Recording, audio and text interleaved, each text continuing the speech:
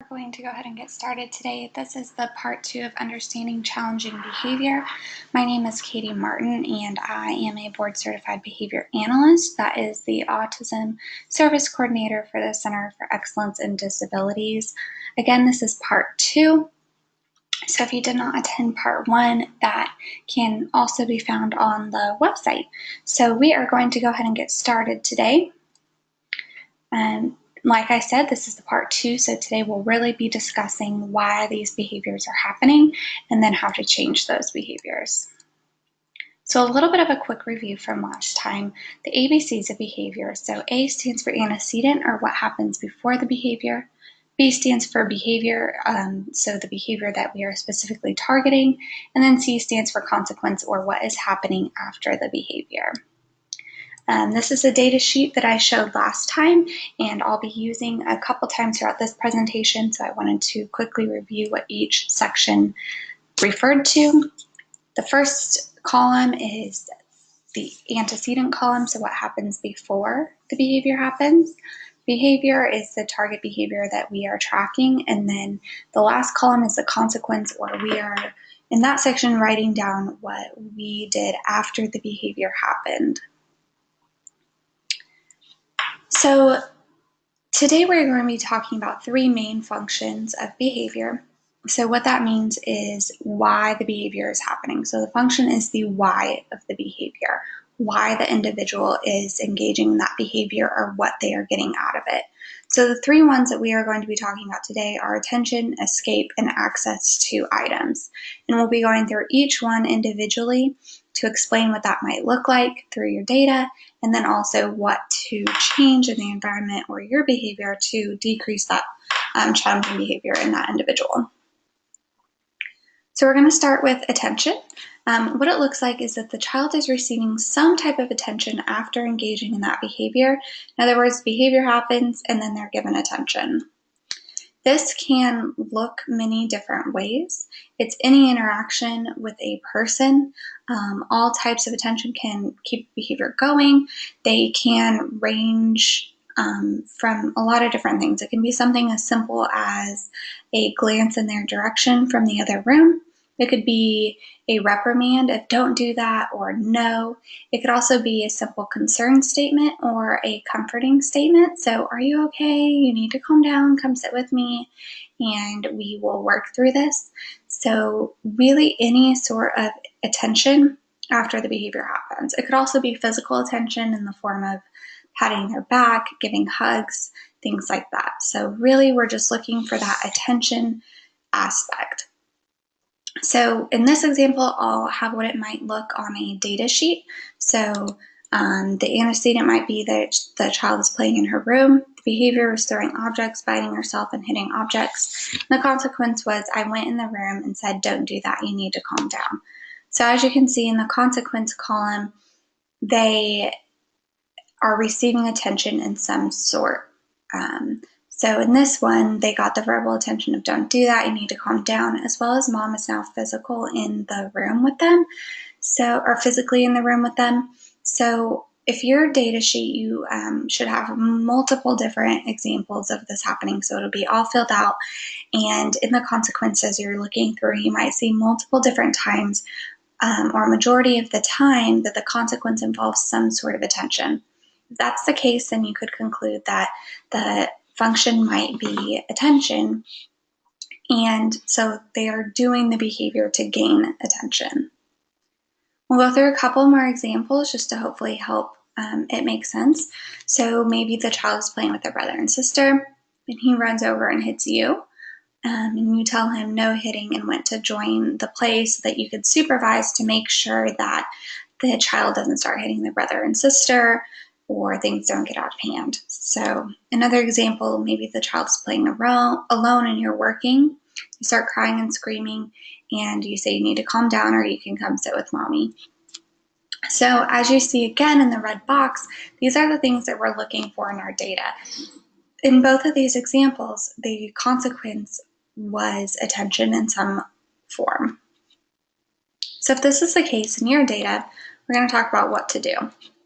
So plan to ignore the behavior, and I say that to keep in mind that we are doing this if the behavior is not dangerous. I mentioned it in our last webinar, but keep in mind that if your child is engaging in severe self-injury or aggression towards others, that it may not be safe to be doing these things without supervision from a board-certified behavior analyst or a psychologist or someone that is trained to specifically deal with these behaviors. And that's because before a behavior gets better, a lot of times it gets worse and more intense. So if you are not equipped to deal with the behavior getting worse, then I don't recommend doing these things without help from someone else.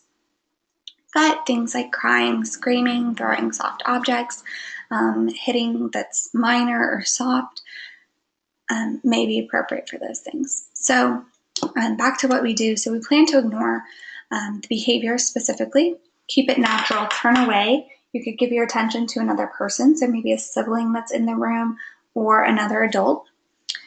Make sure to be conscious of your body language, so practice your poker face. A lot of times kids can tell when you're almost at your breaking point, so you may be waiting them out, they're crying and screaming, it's now been 10 minutes, your head is starting to hurt, maybe it's been 30 minutes, 45 minutes, and your face starts to change. A lot of kids notice that and know that you're close to your breaking point and they're close to getting what they want.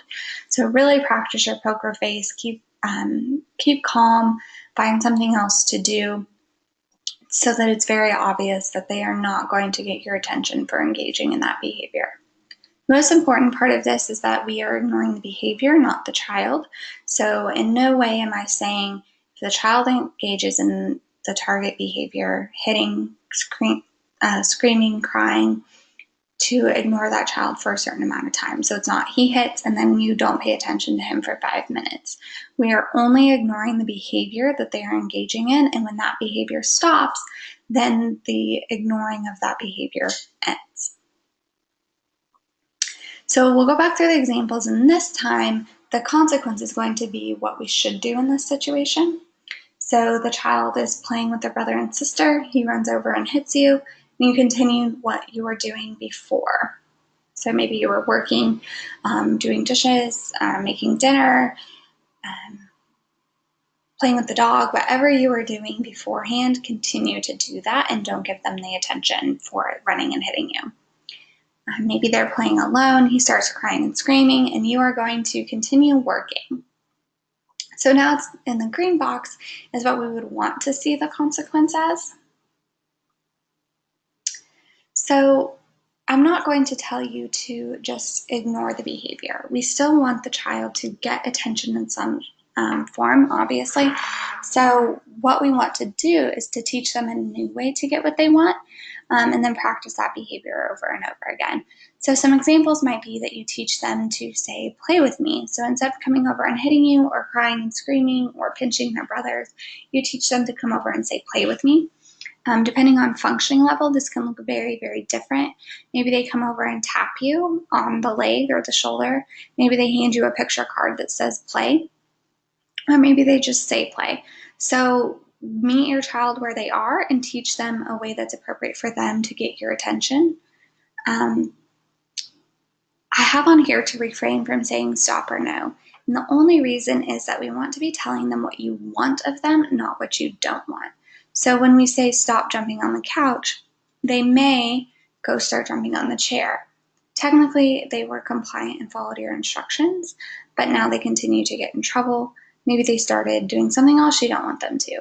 So it's more helpful to tell them what you want them to do. So instead of saying stop coming and hitting me, you could say, if you want to play, you can grab my hand and take me over there.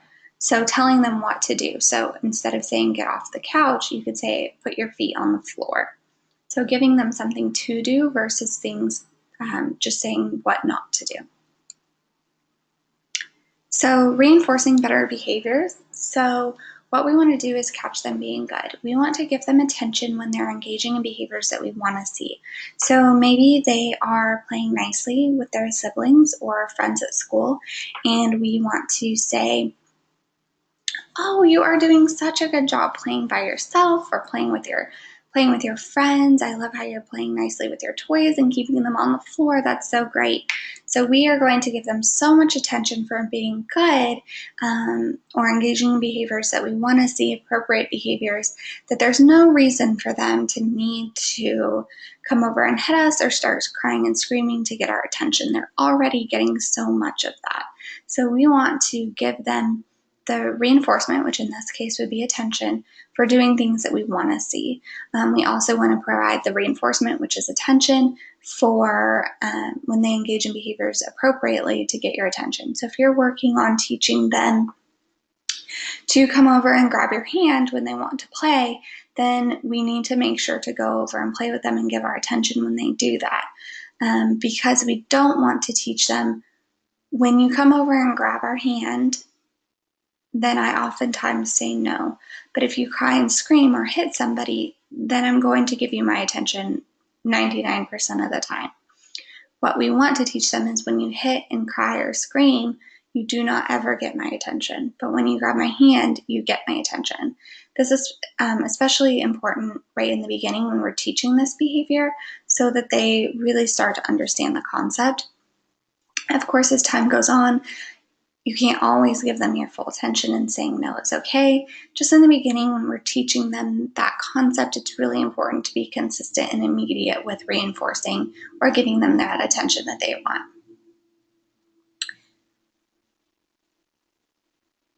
And again, we're going to have to do this so many times. This isn't something that they're going to learn overnight. It's going to happen several times where they are engaging in behavior you don't want to see, and you have to ignore it several times, several instances, and then there's going to have to be so many instances of them engaging in the behavior appropriately, asking you to come play with them, and you responding. This isn't something that's going to happen one time and then the problem is fixed. So keep that in mind.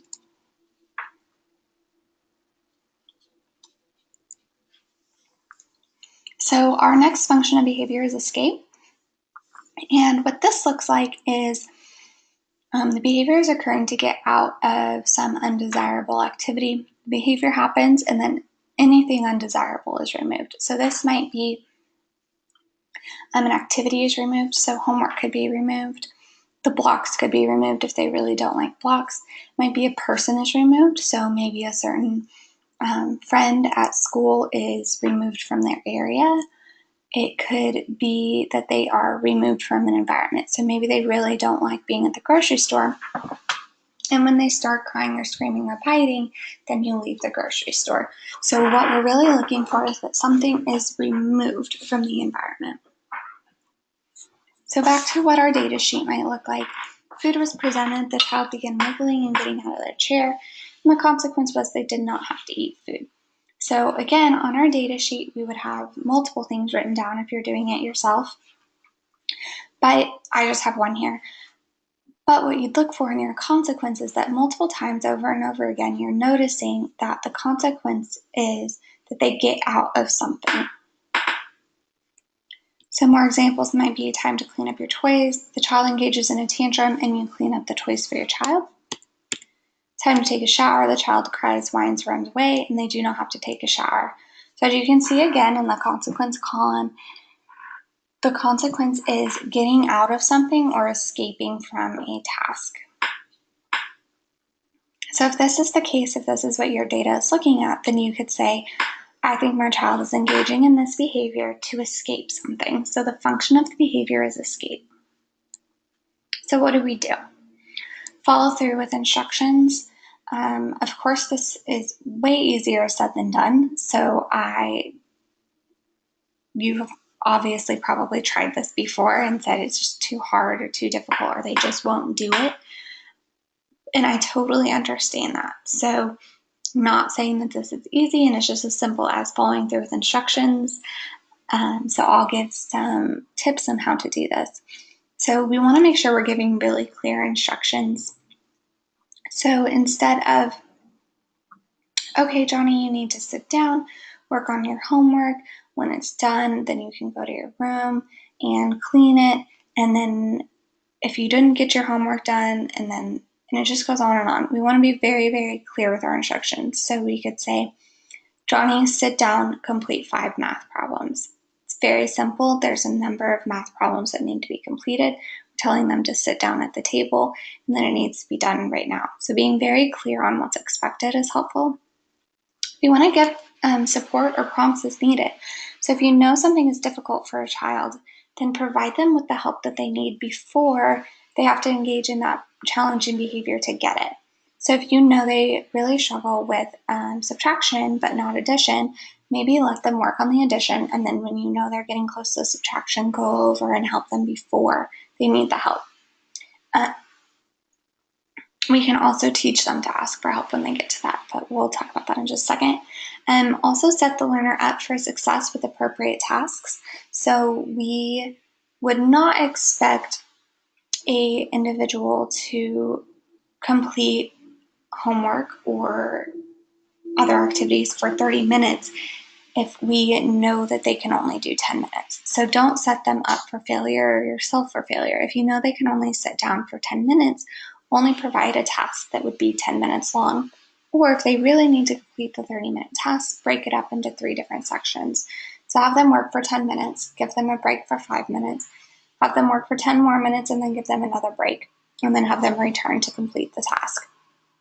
So really just figuring out how to make them successful and not get to that point where they're engaging that behavior to escape.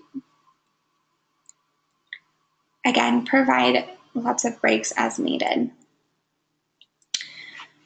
We can also, when we're teaching them how to do this, we could possibly teach them to ask for a break. So instead of just setting up the timer and saying 10 minutes, we could give them 3 tokens and say, if you have 3 tokens to do this, or 3 tokens that represent breaks, you can use them as you want.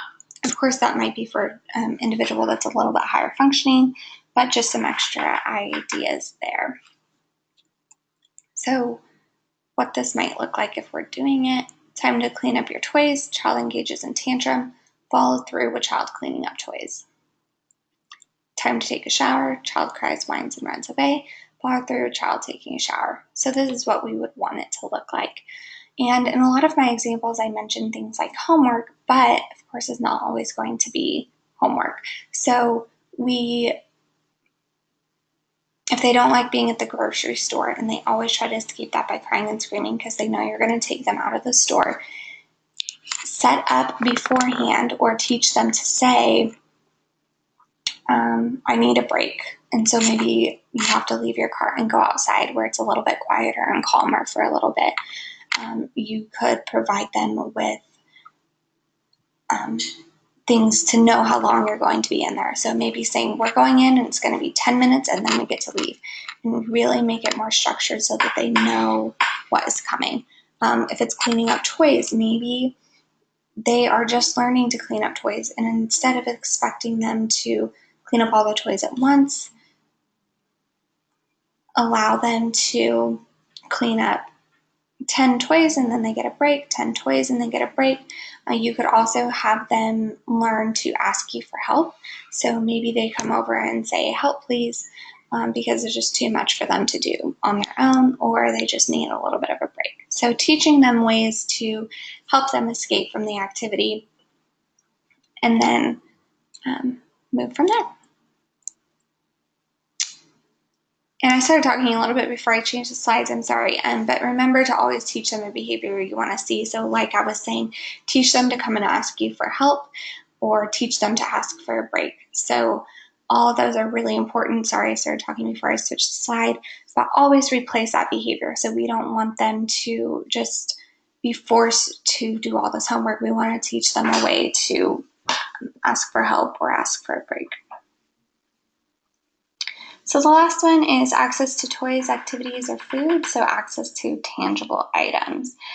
So the behavior happens and they get access to some sort of toy, food, activity, something that is tangible that is given to them. Main thing here is with escape, something was taken away, but in these, something is given or added to the situation. So time is up on the iPad, they're crying and screaming, and the consequence is they get 5 more minutes of iPad time. So something in the consequence here is something is added.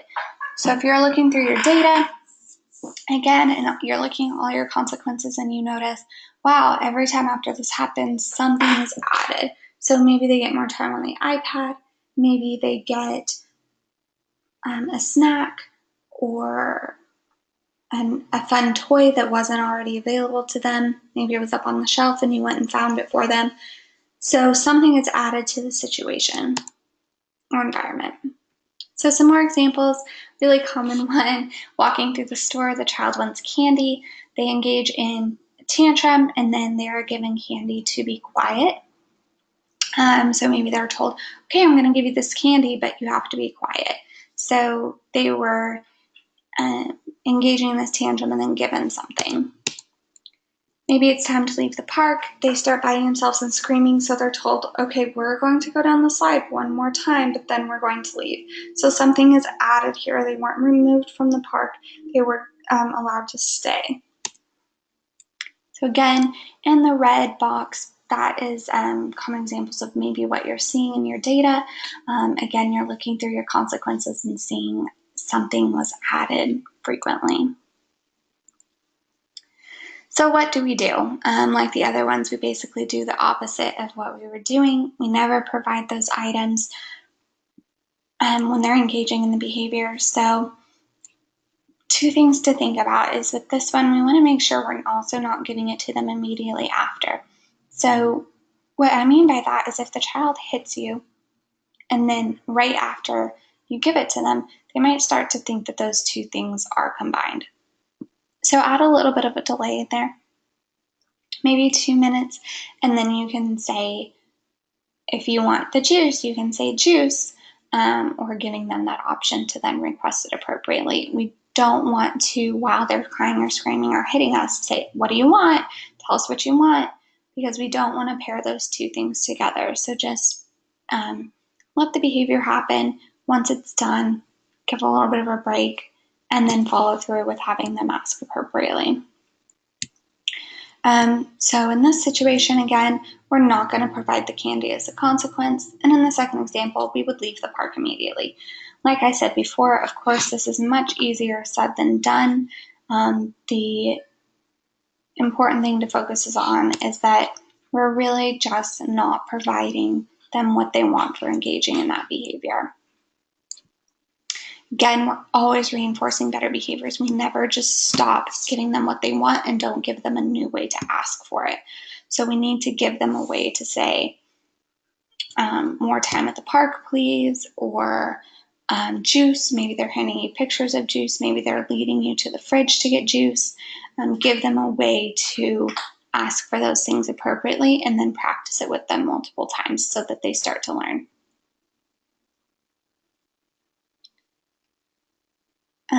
Something to keep in mind, it may get worse before it gets better. So there's two parts of this.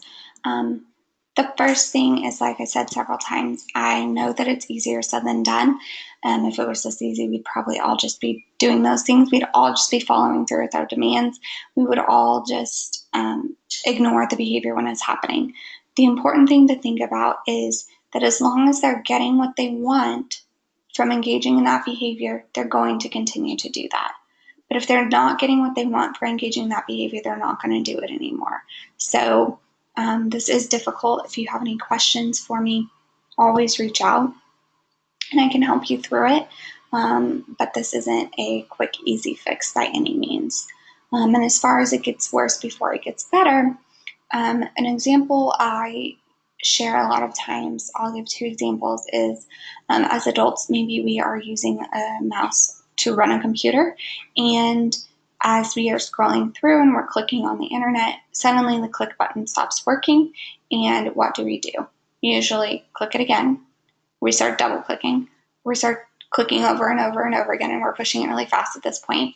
Maybe we're clicking it harder, and maybe we finally just hit the mouse on the desk and leave. So as you saw there in that example, our behavior is increasing. We're pushing the button more times, we're pushing it harder, and it's getting worse before we just eventually give up and say, there's something wrong with my mouse, I'm going to go ask for batteries. Another example would be a Coke machine. You are very, very used to the Coke machine giving you the Coke when you push the button. One time that doesn't work, you push the button again, you push it a couple times in a row, you start pushing it harder, you push it harder and faster, and then you realize this Coke machine does not work anymore and just walk away because it didn't give you what you wanted. So again, it got worse, it got more intense, it got more frequent before you finally gave up and just decided this Coke machine doesn't work. So it's the exact same with the behavior. So they are used to crying and screaming or hitting and not getting them what they want. So when it's no longer getting them what they want, they're going to try harder. They're going to hit harder or faster or more intensely. They're going to cry louder, longer, and try to get it to work. Then when it doesn't work, it would stop. So keep that in mind. It's a very natural thing to happen. We do it as adults all the time, but it may get worse before it gets better. Always remember to reinforce better behaviors. We don't want to just take away their access to our attention or fun items or to get out of things. We want to teach them a better way to do things, and we want to reinforce that behavior. So if we see them eating nicely instead of trying to get out from the table, we want to tell them how good they're doing. We want to reinforce that. Maybe they get their preferred food after because they sat there so nicely and tried the non-preferred vegetables. We want to make sure that we are reinforcing the behaviors we want to see, especially since we're taking away that reinforcement for the challenging behaviors that they're used to getting that for. These are just some examples of teaching better behaviors. Sometimes it's difficult to think of a replacement behavior. So this is just a quick little chart that gives some ideas that you guys can have access to. And if you have any trouble coming up with things, again, always email me, let me know, or call me. I'm always willing to talk things through with people. So in summary, what we're going to do to change challenging behavior is we have to find the function of behavior first. And that starts with taking data, taking your ABC data and looking at those consequences and deciding, what does this mean? What does our data mean? Does it look like they're doing it for attention, escape, or access to items? Once we figure that out, we're going to change the consequences we provide. We're no longer going to provide the reinforcement they were getting beforehand. We're going to take that. We're no longer going to provide that reinforcement. Instead, we're going to teach a behavior we want to see instead that will get them that same reinforcement. So we're no longer providing attention for hitting, but we are providing attention for grabbing our hand and leading us to where we want to go. We are now providing attention for sitting at the table nicely. So we're giving them attention for other things, more appropriate things. And we want to reinforce that behavior. We have to reinforce the behavior that we're teaching. If we are teaching them to say, I need a break, then we must reinforce them for saying that and give them the break. And if anybody has any questions, you can always email me. This is my email address, or you can call the Center for Excellence in Disabilities and ask for Caitlin Martin, and I will always get back to you. So just let me know if you have any questions. Thanks.